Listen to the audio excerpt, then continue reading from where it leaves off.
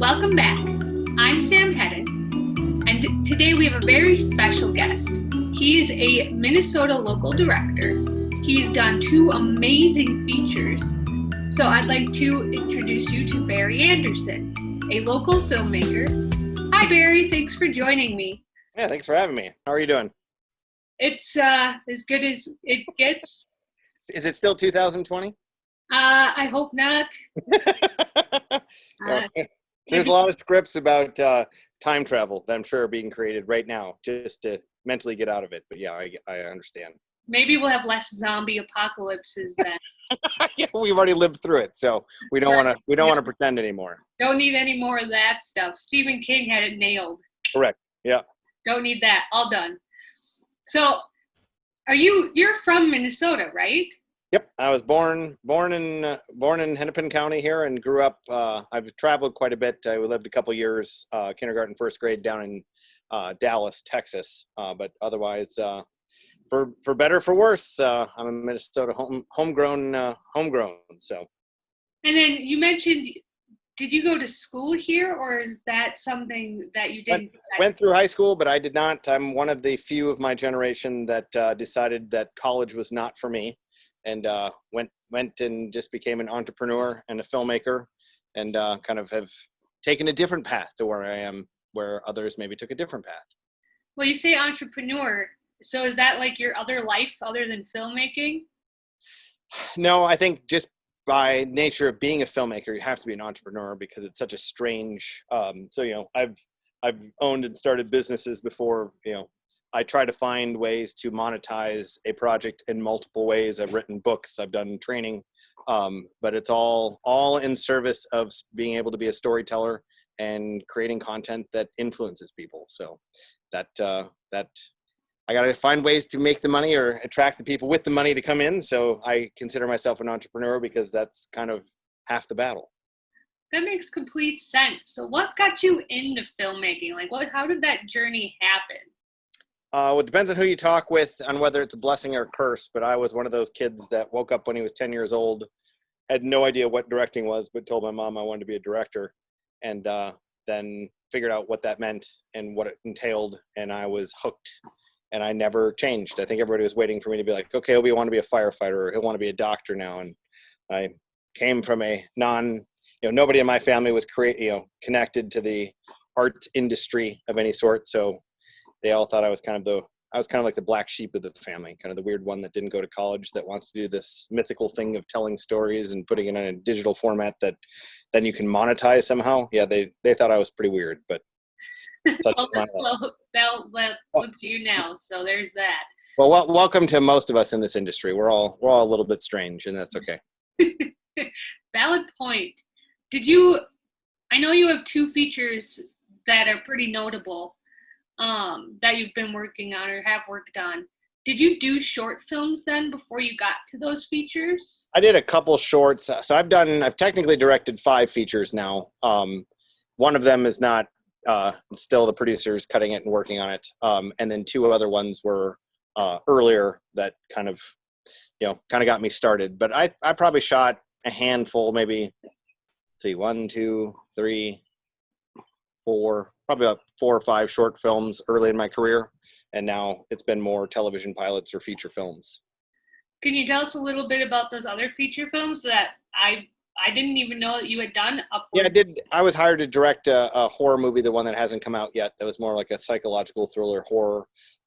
My first feature film that I ever did was basically kind of a film noir with a comedic bent to it, that we actually shot back mostly in Italy, and then partially in California and partially here in Minneapolis. And we shot that on the 5D Mark II when it first came out. So we were kind of one of the first people out there kind of blazing a trail for what it's like to have a tiny crew and show up to these massive, beautiful locations with a tiny, tiny footprint.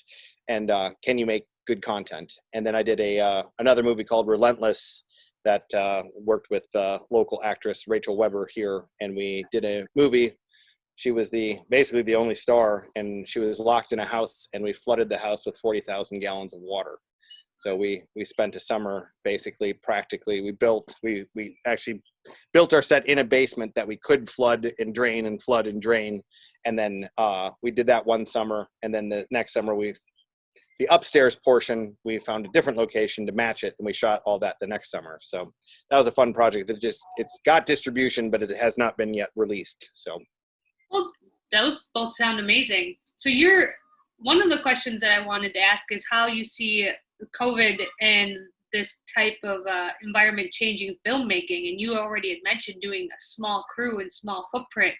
Do you think that that's going to be what we're going to end up doing now for film? I mean, it's just going to put further pressure on it. I mean, a lot of the people I know that are working on, either studio films or on movies that are picked up by the distributors that'll put them on, like, say, a sci-fi channel or something, those have all been moving toward, they put most of the budget into stars. And I'd say probably by and large, most productions now are sub $300,000 for all of the like physical production. So I think everything's being squeezed, and I think it will just continue to be that way. Some of the set decorum and what is allowed to have happen will change.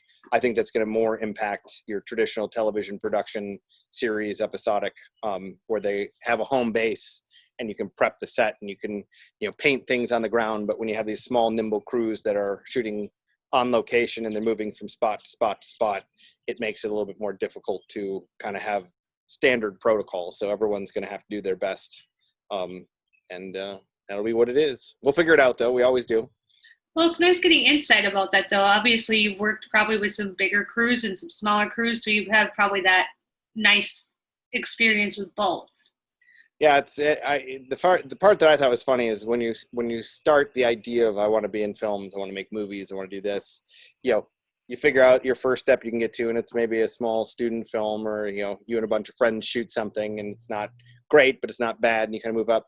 Every time you move up to the next level and you think you've made it, you realize that it's just a magnification of exactly what it was when you were shooting it before. So even my friends that work on tentpole movies that open up #1 at the box office, I'll talk to them and they're like, well, we had less money for our camera department that we did on my last film. I'm like, but that's got so and so in it. It was #1. They're like, yeah, well, we didn't have money in our department. So I think across the board we all have to be more creative and work with less, which isn't always a bad thing. It can there is a point of diminishing returns, but I think that by and large, if we can keep the crews small enough, keep the wages high enough for those positions, then it's just we get to be creative, which is what we wanted to do in the first place. But do you think maybe this will push the industry to go more content based versus doing remakes? Do you think maybe get more creative stories out of this? The only reason you're going to get more creative stories is the fact that people who have been locked in their homes that come up with ideas are now going to, they're going to be thinking of atypical stories because they don't have access to them right now. So you're going to get, a dearth of ideas that we'll look, 2 years from now, we'll start seeing everything and we're like, oh yeah, yep, I remember that. But then it's just going to even out, the remakes and the sequels. That's always going to be a major part of Hollywood, but we don't get a lot of original movie content coming out, but that's all switched to TV. And eventually someone will, spin off TV back to films. And it's just, we're all consuming content and that won't change. So there'll be always be a mix of original and rehash material. Well, that makes sense. So you said you started doing film stuff. You woke up one day when you were around 10 and was like, I'm going to be a director. Yep. Is there a film that stuck out to you at that age? No? My family never went really to the theaters and they didn't watch a ton of videos. So I don't, I have no idea what the possession was or what the impetus was for that. Because like I said, I didn't even know what a director was. Huh. I was not starstruck. I didn't want to be in front of the camera. I didn't want to be this famous person. I just knew I wanted to make a lot of money, tell stories. Well, making a lot of money. I've achieved one of those two, so that's good. Well, that's good. One of the two is not bad. You're about 50-50. Yeah, I'm okay with that. Well, now that you do films and you know what a director does, do you have a favorite and a least favorite film then?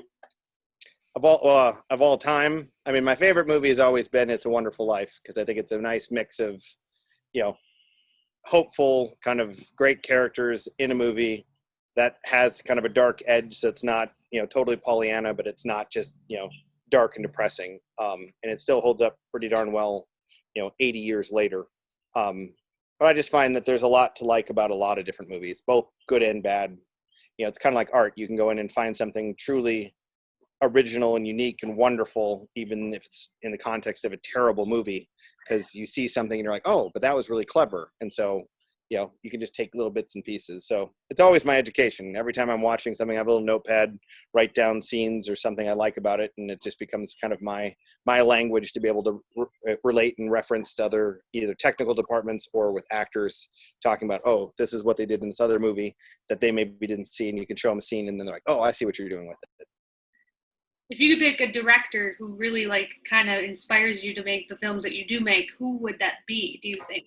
My favorite director of all time is Frank Capra, who also did It's a Wonderful Life. I read his autobiography, when I was pre-teen, when I didn't like reading books, and I cut out, people are taking quotes and stuff from famous movie stars and sports stars, and here I am having quotes of a basically almost dead director. So it shows you again how weird I was.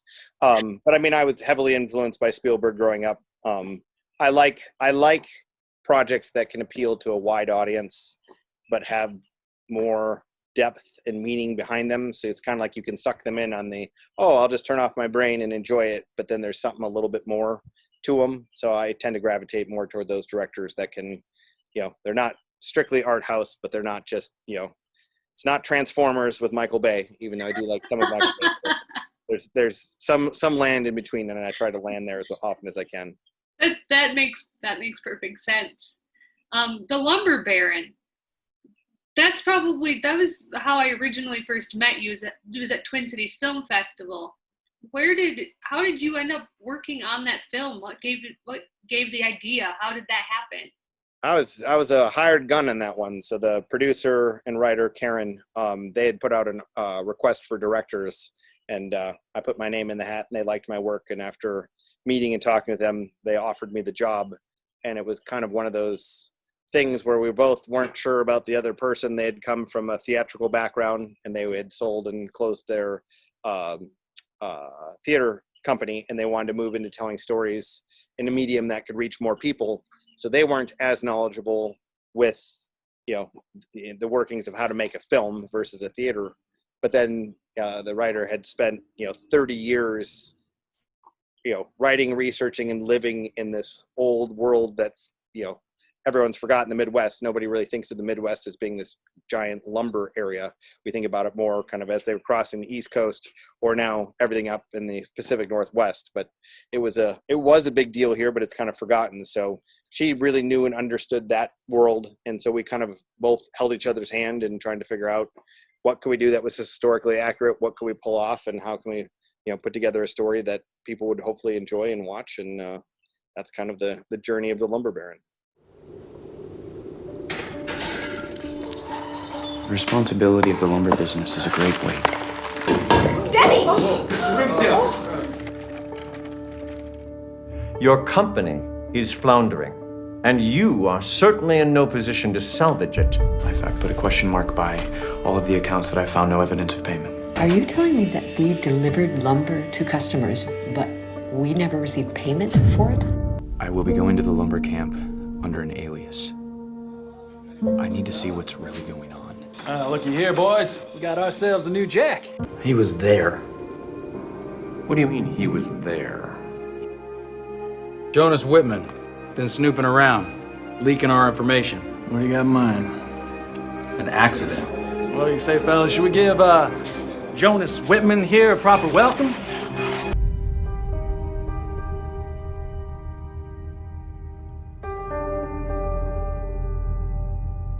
Can you give us a little bit of a description about any of the other projects? I know if we IMDb you, Soviet Sleep Project comes up. Yeah, so that's the latest film that we completed that is out for bids on distribution now. But that was based off of an urban legend that's very popular online. Takes place post World War II in the former Soviet Union, where they start to do tests on human subjects, and they decide they're going to keep people awake for 30 days to try to create a super soldier. And needless to say, an all great hey, this sounds like a great idea, and then it goes horribly awry. So it's kind of a thriller with a little touch of horror in it. That was a fun one to make. I know I've seen that one before it got the final edits, so I'm excited now to know that it will be out there. I can't remember which version we're at that you would have seen there, but it's a totally different movie than the one that you saw. We did some pretty radical things in the final week of editing. My editor and I were struggling to make it better, and we're like, wait a minute, what if we try this? And then we said, well, if we go down that road, we don't have time to make any changes, so if it doesn't work. So we felt confident enough about it, we tried it, and I think it makes for a better movie, but it was definitely a risky choice to make at the time. So if anybody does want to find those movies and watch them, obviously we have some downtime and well, The Lumber Baron is out on different platforms. You can rent or buy that one. Relentless will be released this year. We've just been going through all the QE with the distributor, but they expect that to be in the marketplace in the next couple months. And then depending on what happens with Soviet, that will either be out here this fall or in Q1 of 2021. So. Well, that's fantastic news. It must feel kind of nice knowing those projects are getting out there and that you're. Yeah, well, it's fun when people who control the distribution platforms, when they like your work and say it's worthy to get on, and for them to take their money, time, and effort to push them out. It's always we tell the stories because we need to get them out of ourselves, but ultimately we want them to be able to find an audience. Obviously, that's how we make money, but more so we want people to see and be affected by our work. So it's nice when they get a bigger audience, for sure. You said you also write some books. Are we able to buy those or find those? Yeah. So I wrote a book on DSLR filmmaking, which is really a book on all aspects of creating content. So there's some stuff that deals specifically with camera models, but a lot of it's like, how are you framing, how are you choosing a lens, some typical lighting techniques and stuff like that. But it's more for kind of us people who are uneducated, that we have to go in and someone throws us a camera and a bunch of toys and we're like, well, okay, we got to figure out how to use them. I always figure, even if you're not doing that technical department, the more you know about how it all works and fits together, then usually I'm better at communicating with the departments, or I'm better at pre-planning stuff, so that when we get to that point, it's not awful for someone to come on. Because again, if you have no money and you're selling someone on passion, the best thing you can do is be like, but we did it right so that your job is not awful now. And then they're far more willing to be like, all right, well, I'm not getting a big paycheck, but at least it's not a nightmare to work on. So you always try to think about human beings that are behind all of this art we're creating. Anytime you get a wider audience, it's always great. And you're never quite sure what will work or what won't. Something like It's a Wonderful Life, was not very successful when it came out, and it grew over time. And other movies, make $1 billion, and then 2 years later, nobody ever speaks to them again. So sometimes, even if you find an audience, if you don't affect them, it lines your pocketbook, but it doesn't, stay with people for time. So, it's all part of the art. It's each project you learn something, try something, and hopefully, people like the work, and maybe get lucky with the one story in your lifetime, or a couple movies where maybe they find a home in a rabid fan base. But I'm always thankful when people want to spend time and watch the work that we create. Well, thank you for joining me. I really appreciate you taking the time out of your day and sitting down and answering some questions. It means a lot to me and my producer. We always like finding people that have fun stories to tell, and are always different and interesting, or weird, as you say, that people should know about, and maybe they don't have that background. So I really appreciate it. So thank you. Well, thank you for the invite. It was a pleasure sitting down, and would do it again anytime. Fantastic. That would be great. Thank you for tuning in. This is Sam Hedden with producer Andy Watson. Now you know Barry Andersson. Or you can do it your way first, and then you can do it my way. And then we'll just see which is better.